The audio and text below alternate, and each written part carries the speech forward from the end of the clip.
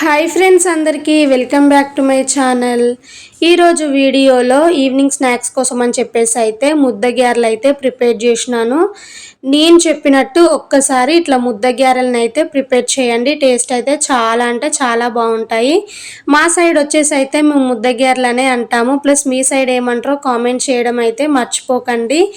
చాలా అంటే చాలా టేస్టీగా ప్లస్ తక్కువ టైంలోనే ఈజీగా ప్రిపేర్ చేసి అయితే మన పిల్లలకైతే హ్యాపీగా చేయొచ్చు. బట్ రెగ్యులర్గానైతే చేయను. బట్ అప్పుడప్పుడు పాలకూర ఇంట్లో ఉన్నట్టయితే ఇట్లా సింపుల్గా ప్రిపేర్ చేస్తూ ఉంటాను. మేము స్కూల్కి వెళ్ళే టైంలో ఈవినింగ్ టైం అయిందంటే మా విలేజ్లో రోడ్ సైడ్ అయితే బండి పెట్టుకొని ఇట్లా ముద్దగారెలు అయితే ప్రిపేర్ చేసేది. అవైతే ఎంత బాగుంటాయో. నేను కూడా చాలా డేస్ అయిపోతుంది తినక అని చెప్పేసి అయితే ఫైనల్లీ ఈరోజు ప్రిపేర్ చేస్తున్నాను. చాలా బాగుంటాయి టేస్ట్. మీరైతే మీరు కూడా ట్రై చేసి ఈ రెసిపీ ఎట్లా కుదిరిందో కామెంట్ చేయండి. ఫస్ట్ అయితే ప్రాసెస్లోకి వెళ్ళిపోదాము. ఇక్కడ వచ్చేసి అయితే 1 కప్పు వరకు బొబ్బర్లను అయితే తీసుకుంటున్నాను. నేను తీసుకున్న బొబ్బర్లు వచ్చేసేమో నల్ల బొబ్బర్లు. ఈ నల్ల బొబ్బర్ల ప్లేస్లో కావాలంటే తెల్ల బొబ్బర్లనైనా తీసుకోవచ్చు. వాటితో చేసిన టేస్ట్ అనేది బాగుంటుంది. ఇప్పుడు ఇలా వేసిన బొబ్బర్లను అయితే ఇందులోకి వాటర్ వేసుకొని ఒకసారి వీటిని అయితే నీట్గా వాష్ చేసేసి తిరిగి ఇందులోకి బొబ్బర్లు మునిగేంత వరకు వాటర్ వేసుకొని అయితే మూత పెట్టుకొని 8 అవర్స్ పాటు అయినా నానపెట్టుకోవాలి. నేను ఈవినింగ్ స్నాక్స్ కోసం అని ప్రిపేర్ చేస్తున్నాను కాబట్టి మార్నింగే నానపెట్టాను. ఒకవేళ మీరు మార్నింగ్ ప్రిపేర్ చేయాలి అని అనుకుంటే నైట్ నానపెడితే సరిపోతుంది. కాబట్టి 8 అవర్స్ అయితే నేను నానపెట్టాను. బొబ్బర్లు అయితే చక్కగా నానిపోయాయి. ఇప్పుడు ఇందులో ఉన్న వాటర్ మొత్తం తీసేసి వీటిని పక్కన పెట్టేసుకోవాలి. మిక్సీ జార్లోకి అయితే ఒక 5 పచ్చిమిర్చిని అయితే తీసుకున్నాను. మీ టేస్ట్కి తగ్గట్టు మీరైతే పచ్చిమిర్చిని తీసుకున్నారంటే సరిపోతుంది. ఇప్పుడు ఇందులోకి బొబ్బర్లను అయితే యాడ్ చేస్తున్నాను. బొబ్బర్లు అయితే వేసేటప్పుడు అసలు వాటర్ అనేది అసలే వేయకుండానైతే వీటిని మిక్సీకి వేసుకోవాలి. మరీ మెత్తగా కాకుండా కొంచెం బరకగా ఉండేటట్టు అయితే మిక్సీ పట్టుకోండి. స్పూన్తో తిప్పుకుంటూ 2-3 సార్లు మిక్సీ పట్టారంటే బొబ్బర్లు అనేవి ఇట్లా మంచిగా మిక్సీ పడతాయి. సో ఇలా మిక్సీ పట్టిన ఈ బొబ్బర్ల మిశ్రమాన్ని మొత్తం ఒక గిన్నెలోకి అయితే ట్రాన్స్ఫర్ చేస్తున్నాను. అదేవిధంగా ఇంకొన్ని బొబ్బర్లు అయితే ఉన్నాయి కదా, మొత్తం ఒకటేసారి మిక్సీ పట్టడానికి వీలు కాదు కాబట్టి నేనైతే 2-3 బ్యాచెస్ కిందనైతే మిక్సీ పడుతున్నాను. సో మిగిలిన బొబ్బర్లను కూడా అయితే మిక్సీ గిన్నెలోకి అయితే వాటర్ ఏం లేకుండా యాడ్ చేస్తున్నాను. ఫస్ట్ అయితే కాస్త బరకగా మిక్సీ పట్టాను కదా, ఇప్పుడు మిక్సీ పట్టేది అయితే కాస్త మెత్తగా గ్రైండ్ చేసుకోవాలి. ఇలా గ్రైండ్ చేసుకున్నామంటే మనకి బైండింగ్ అనేది కరెక్ట్గా సరిపోతుంది అనమాట. సో చూసిల్లా. సో నెక్స్ట్ బ్యాచ్ అయితే నేను కాస్త మెత్తగానే గ్రైండ్ చేసి అయితే ఈ మిక్సింగ్ గిన్నెలోకి అయితే యాడ్ చేస్తున్నాను.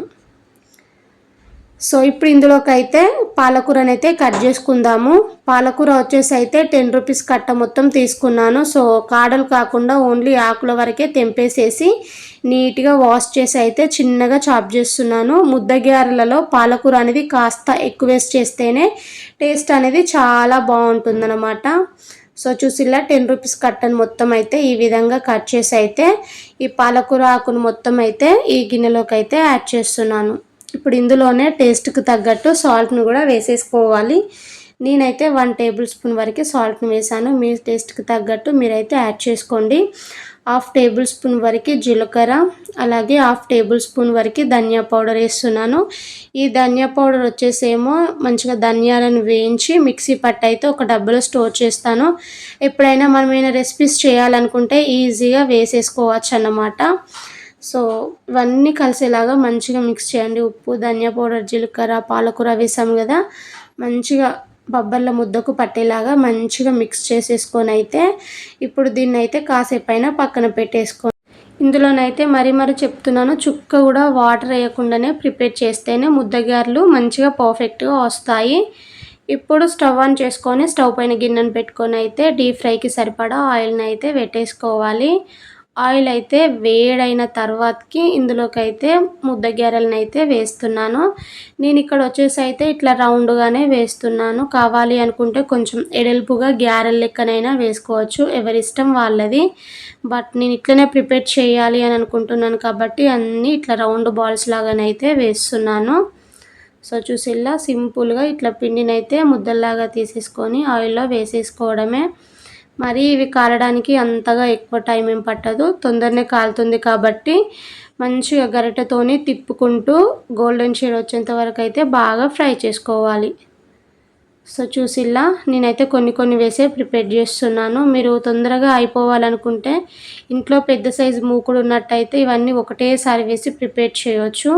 ముద్దగారెలు వేసాము కదా, సో ఆయిల్ బబుల్స్ మొత్తం పోయిన తర్వాతకి వీటిని అయితే స్టెయినర్లోకి తీసేసుకుంటున్నాను. కొద్దిసేపు ఇలాగే ఉంచేసామంటే ఇందులో ఉన్న ఎక్స్ట్రా ఆయిల్ మొత్తం వెళ్ళిపోతుంది. ఇప్పుడైతే వీటిని ప్లేట్లోకి అయితే వేసేద్దాం. సో మిగిలిన పిండిని కూడా ఇదే విధంగా గ్యారెల లెక్కనైతే వేస్తున్నాను, ముద్ద గ్యారెలు. సో చూసిలా అన్నీ సేమ్ సైజులో ఉండేటట్టు అయితే ఇట్లా ముద్దలాగా వేస్ట్ చేసామంటే సరిపోతుంది. మనం ముందుగా మిక్సీ పట్టేటప్పుడు వాటర్ వేసి మిక్సీ పట్టామనుకోండి, ఇందులో వేయంగానే ఇట్లా ముద్దలాగా కాకుండా విరిగిపోతాయి అన్నమాట. నేను అందుకోసమే చుక్క కూడా వాటర్ వేయొద్దని మరీ చెప్తున్నాను. మనం మిక్సీ పట్టేటప్పుడు పర్ఫెక్ట్గా పట్టామంటే ముద్దగారెలు అనేవి ఫస్ట్ టైం చేసిన వాళ్ళు కూడా చాలా సింపుల్గా ప్రిపేర్ చేయగలుగుతారు. సో ఇవి కూడా మంచిగా కాలినాయి, వీటిని కూడా తీసేసుకుందాం. సో చూసిల్లా సింపుల్ అండ్ టేస్టీ ముద్దగారెలు అయితే నా స్టైల్లో ఎట్లా ప్రిపేర్ చేయాలో చూసేసిల్లు కదా. వీలైతే మీరు కూడా ట్రై చేసి ఈ ముద్దగారెలు మీకు ఎట్లా కుదిరాయో కామెంట్ రూపంలో తెలియజేయండి. Thank you for watching friends. Bye bye.